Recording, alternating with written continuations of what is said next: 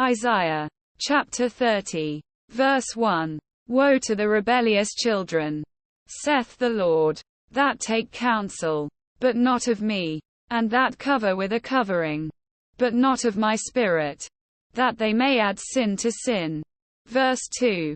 That walk to go down into Egypt, and have not asked at my mouth, to strengthen themselves in the strength of Pharaoh, and to trust in the shadow of Egypt.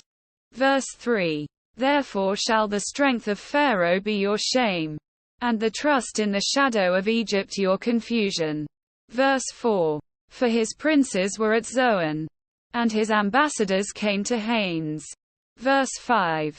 They were all ashamed of a people that could not profit them, nor be an help nor profit, but a shame, and also a reproach. Verse 6.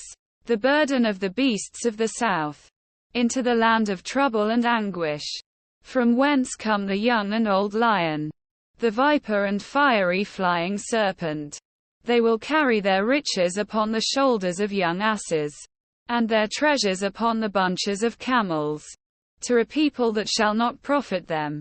Verse 7. For the Egyptians shall help in vain, and to no purpose. Therefore have I cried concerning this. Their strength is to sit still.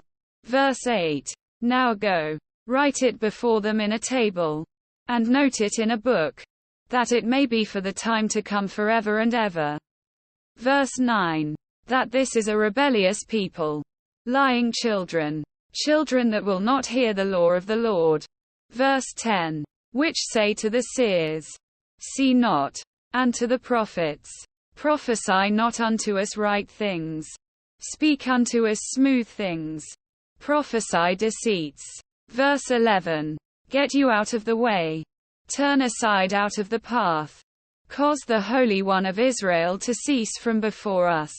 Verse 12. Wherefore thus saith the Holy One of Israel, because ye despise this word, and trust in oppression and perverseness, and stay thereon. Verse 13. Therefore this iniquity shall be to you as a breach ready to fall, swelling out in a high wall, whose breaking cometh suddenly at an instant. Verse 14.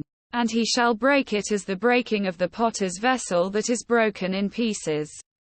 He shall not spare, so that there shall not be found in the bursting of it a sherd to take fire from the hearth, or to take water withal out of the pit. Verse 15. For thus saith the Lord God, the Holy One of Israel, in returning and rest shall ye be saved. In quietness and in confidence shall be your strength. And ye would not. Verse 16. But ye said, no, for we will flee upon horses. Therefore shall ye flee. And we will ride upon the swift. Therefore shall they that pursue you be swift. Verse 17. 1,000 shall flee at the rebuke of one. At the rebuke of 5 shall ye flee, till ye be left as a beacon upon the top of a mountain, and as an ensign on an hill. Verse 18. And therefore will the Lord wait, that he may be gracious unto you, and therefore will he be exalted, that he may have mercy upon you. For the Lord is a God of judgment. Blessed are all they that wait for him. Verse 19. For the people shall dwell in Zion at Jerusalem. Thou shalt weep no more. He will be very gracious unto thee at the voice of thy cry. When he shall hear it, he will answer thee. Verse 20. And though the Lord give you the bread of adversity, and the water of affliction, yet shall not thy teachers be removed into a corner any more, but thine eyes shall see thy teachers. Verse 21. And thine ears shall hear a word behind thee, saying, This is the way, walk ye in it, when ye turn to the right hand, and when ye turn to the left. Verse 22. Ye shall defile also the covering of thy graven images of silver, and the ornament of thy molten images of gold. Thou shalt cast them away as a menstruous cloth. Thou shalt say unto it, Get thee hence. Verse 23. Then shall he give the rain of thy seed, that thou shalt sow the ground withal, and bread of the increase of the earth, and it shall be fat and plenteous. In that day shall thy cattle feed in large pastures. Verse 24.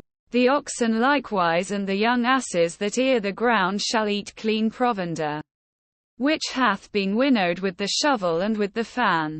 Verse 25. And there shall be upon every high mountain, and upon every high hill, rivers and streams of waters in the day of the great slaughter, when the towers fall. Verse 26. Moreover the light of the moon shall be as the light of the sun, and the light of the sun shall be sevenfold, as the light of 7 days, in the day that the Lord bindeth up the breach of his people, and healeth the stroke of their wound. Verse 27. Behold, the name of the Lord cometh from far, burning with his anger, and the burden thereof is heavy. His lips are full of indignation, and his tongue as a devouring fire. Verse 28. And his breath, as an overflowing stream, shall reach to the midst of the neck, to sift the nations with the sieve of vanity. And there shall be a bridle in the jaws of the people, causing them to err. Verse 29.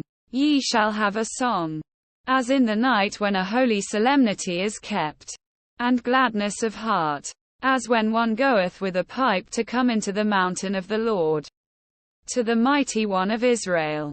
Verse 30. And the Lord shall cause his glorious voice to be heard, and shall show the lighting down of his arm, with the indignation of his anger, and with the flame of a devouring fire, with scattering, and tempest, and hailstones.